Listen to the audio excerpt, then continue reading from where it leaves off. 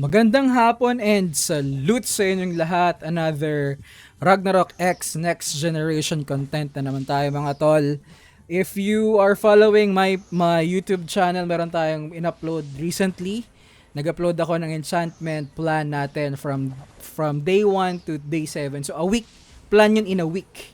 Kung paano nyo kayo makaka-earn ng crystals nang hindi kayo magastos. Kung paano kayo makakapag-enchant nang hindi kayo nagta-top up. So ano yan, F2P friendly plan yan. If you would like to check, you can just click the previous video na in-upload ko. And for our video naman today, ang gagawin naman natin is na-discuss ko na yung enchantment plan. Gagawin ko naman is mag-discuss naman ako ng upgrade plan. So sa Ragnarok X Next Generation, hindi refine at saka sa cards nasa ang lakas. Mostly ang progression ng character natin in the long run is manggagaling sa upgrade and enchant. So for today, ang gagawin natin is I will share with you guys yung plan ko, F2P route plan ko, kung paano ako nag-upgrade in a week. Meron din tayong 1 week plan.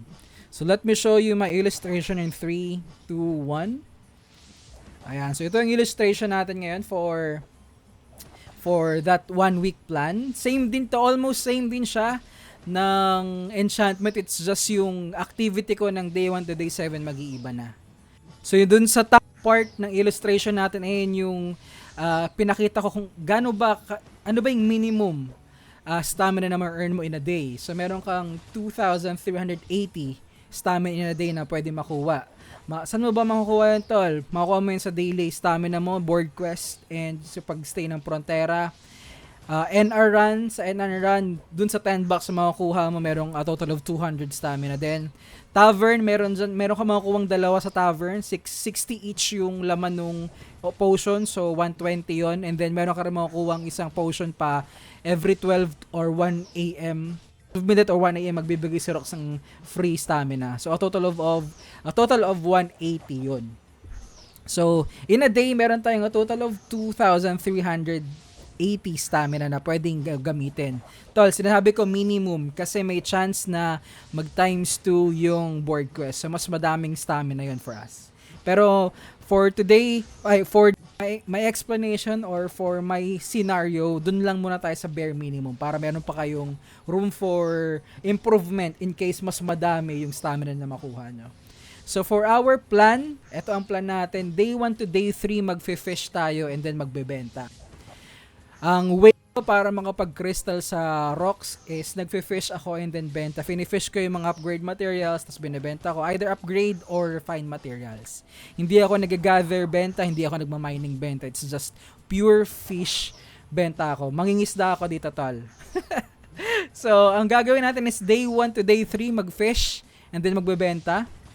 If based sa experience ko sa pag-fishing, total of stamina na ma-earn natin for the first 3 days, most probably ang ma-fish mo dyan is around 480 to 500 fish. Pero let's say for example, based sa argument lang natin ngayon, 490 ang ma-fish natin. Let's say for example, 490 ang ma-fish natin sa day 1 to day 3.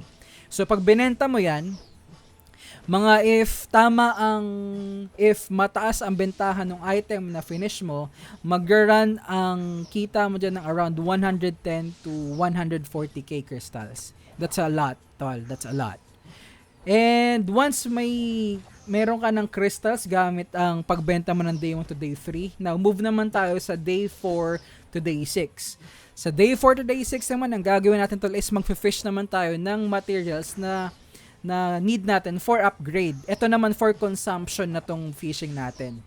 So, mag-upgrade ka ba ng armor, accessories, weapons? Ikaw bahala, tol. And, just to give you a heads up pala mga tol, tago ko lang tong illustration. Ang upgrade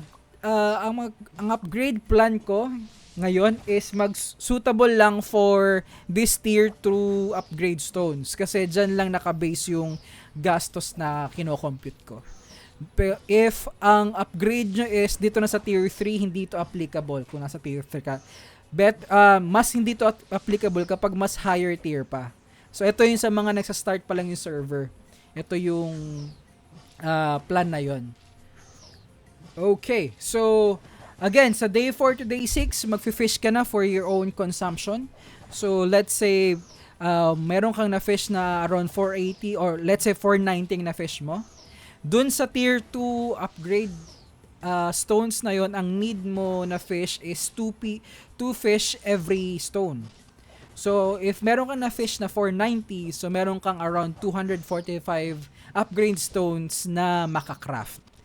I know that's not a lot, but it is a progression for our F2P friends out there. Meron kang 245 na maalat na pang-upgrade mo that week. Hindi ka zero progression that week. Meron kang inusog. May mga nag-fail man dyan, pero may mga papasok din. So, may improvement pa rin. Kahit pa sabihin mong 1 HP, 2 HP lang yung na-improve sa'yo or 1 Agi luck strength na na-improve, may improvement pa rin. Hindi siya much, pero uurong ka. So, sa day 7, dun tayo magka-craft ng lahat ng need natin. Meron na tayong crystals from day 1 to day 3.